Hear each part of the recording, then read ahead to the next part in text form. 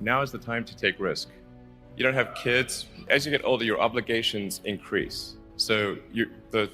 And once you have a family, you start taking risk not just for yourself, but for your family as well. It gets much harder to do things that might not work out. So now is the time to do that before you have those obligations. So I would encourage you to take risks now. Do something bold. You won't regret it. Focus on signal over noise. A lot of companies get confused. They spend money on things that don't actually make the product better. For example, at Tesla, we've never spent any money on advertising. We put all of the money into R&D and manufacturing and design to try to make the car as good as possible. I think that's the way to go. For any given company, just can keep thinking about, are these efforts that people are expending, are they resulting in a better product or service? And if they're not, stop those efforts. If you're creating a company or if you're joining a company, the most important thing is to attract great people. So either join a group that's amazing, that you really respect, or if you're building a company, you've got to gather great people. I mean, all a company is a group of people that have gathered together to create a product or service. And so depending upon how talented and hardworking that group is, and the degree to which they are focused cohesively in a good direction, that will determine the success of the company. So do everything you can to gather great people if you're creating a company.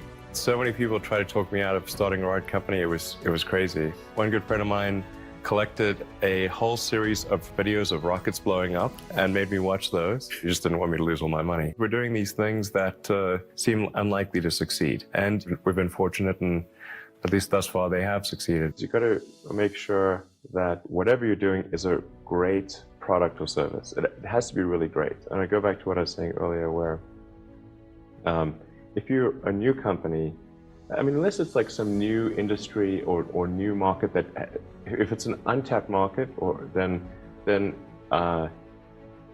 you have more ability to,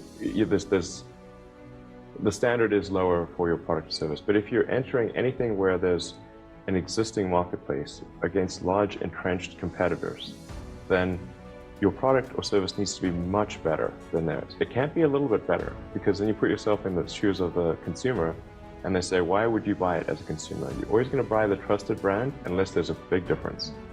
So a lot of times, an entrepreneur will come up with something which is only slightly better. And it can't just be slightly better. It's got to be a lot better. Focused on the short term and money coming in when creating a company, because otherwise the company will die. So I think that a lot of times people think like creating a company is going to be fun. I would say it's not. It's really not that fun. I mean, there are periods of fun, and there are periods of where it's just awful.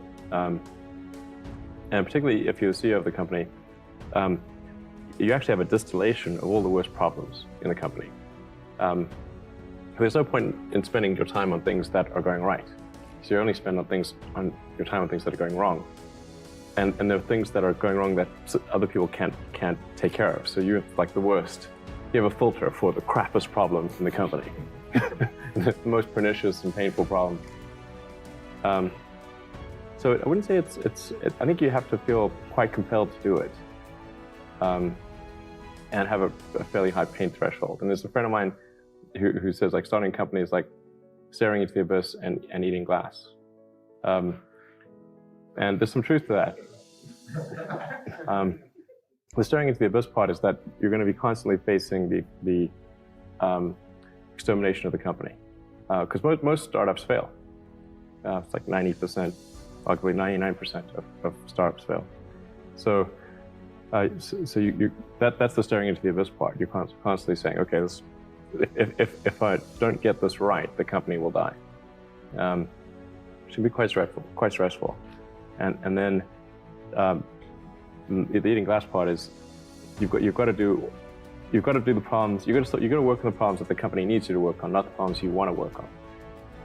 And so that's you end up working on problems that you'd really wish you weren't working on. And so that's the eating glass part. And that goes on for a long time. So how do you keep your focus on the big picture when you're constantly faced with, we could be out of business in a month? Well, it's just a very small percentage of mental energy is on the big picture. Like you know where you're generally heading for, and the actual path is going to be some sort of zigzaggy thing in that direction. You try not to deviate too far from the path that you want to be on, but you're going to have to do that to some degree. But I don't want to diminish the. I mean, I think the profit motive is a good one if the rules of an industry are properly set up. So there's nothing fundamentally wrong with profit. In fact, profit just means that people are paying you more for whatever you're doing than you're spending to create it. That's a good thing. How do you think about making a decision when everyone tells you this is a crazy idea? Or where do you get the internal strength to do that? Well, first of all, I'd say I actually think I feel fear quite strongly. So it's not as though I just have the absence of fear. I feel it quite strongly.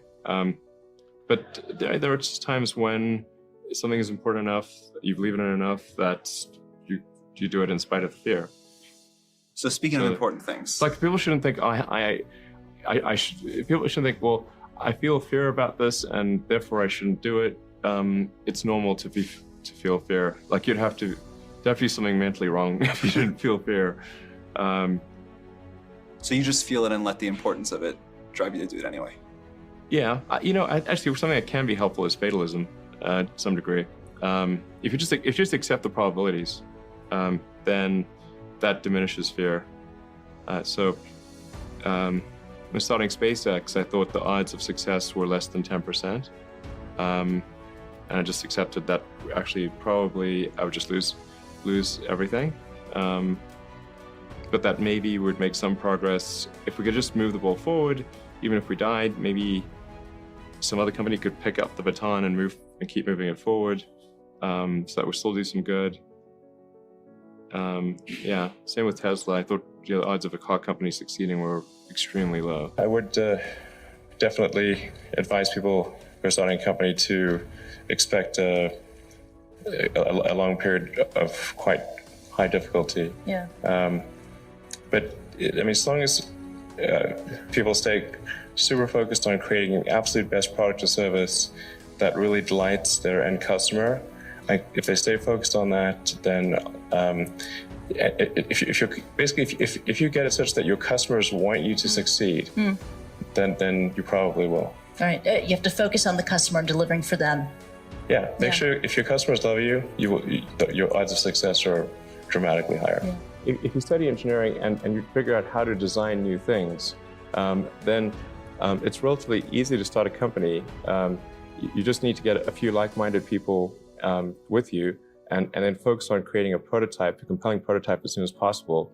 And then, there's a strong venture capital industry in this country that will give you funding to take things to the next level. And that's all there is to it. And you might, if try it a few times, you may or may not succeed. But I think sometimes people fear starting a company too much. To have to say, really, what's the worst that could go wrong? You're not going to starve to death. You're not going to die of exposure. What's the worst that could go wrong?